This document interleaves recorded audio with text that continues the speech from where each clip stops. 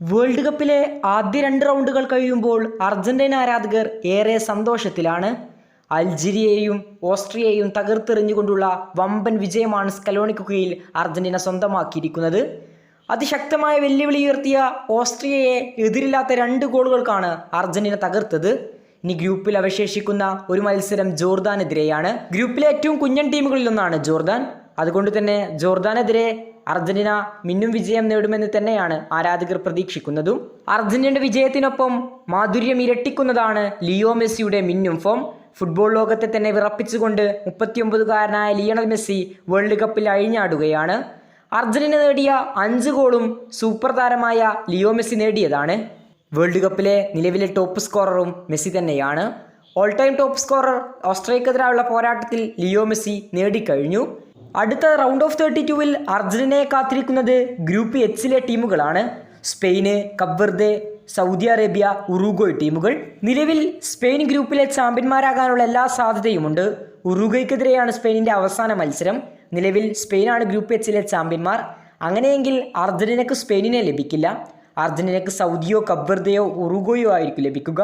ഏറ്റവും കൂടുതൽ സാധ്യത ഞാൻ കാണുന്നത് കപ്പ് വെർദെയെ ലഭിക്കാനാണ്. എന്നാൽ റൗണ്ട് ഓഫ് 32-വിന് മുന്നിൽ അർജന്റീനക്ക് മുന്നിൽ വമ്പൻ തിരിച്ചടിയാണുള്ളത്.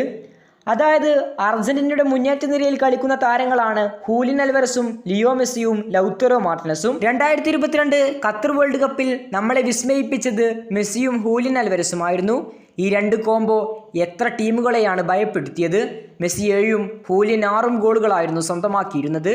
ഫുട്ബോൾ ലോകത്തെ വിറപ്പിക്കുന്ന പ്രകടനമാണ് 2 താരങ്ങളും കഴിഞ്ഞ വേൾഡ് കപ്പിൽ ഉടനീളം പുറത്തെടുത്തത്. എന്നാൽ ഇത്തവണ നിരാശാജനകമായ കാര്യങ്ങളാണ് സംഭവിച്ചുകൊണ്ടിരിക്കുന്നത്. മെസ്സി ഗോളടിക്കുന്നത് അർജന്റീന ആരാധകർക്കും നമുക്കും ഏറെ സന്തോഷമുള്ള കാര്യം തന്നെയാണ്.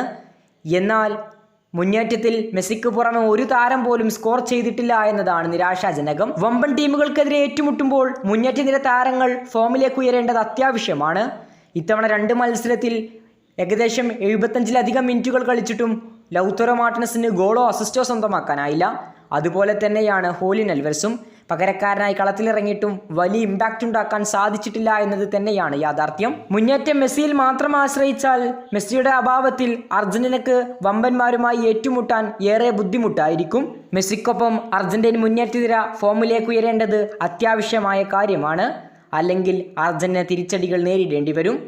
ഏതായാലും ഈ 2 താരങ്ങളും ഫോമിലേക്ക് ഉയരുമെന്ന ശുഭപ്രതീക്ഷയിലാണ് അർജന്റീന ആരാധകരുള്ളത്. ജോർദാനെതിരെയുള്ള മത്സരത്തിൽ മെസ്സിക്ക് പുറമെ ഹൂലിയനോ ലൗത്തറയോ ഗോളടിക്കുമെന്ന പ്രതീക്ഷയാണ് ആരാധകർക്കുള്ളത്. കൂടുതൽ ഫുട്ബോൾ വാർത്തകൾക്കും വേൾഡ് കപ്പ് വിശേഷങ്ങൾക്കും വേണ്ടി ചാനൽ സബ്സ്ക്രൈബ് ചെയ്യുക. ഫുട്ബോൾ ലോകത്തെ കൂടുതൽ വാർത്തകളും വേൾഡ് കപ്പ് വിശേഷങ്ങളുമായി ഇനിയും കണ്ടുമുട്ടാം.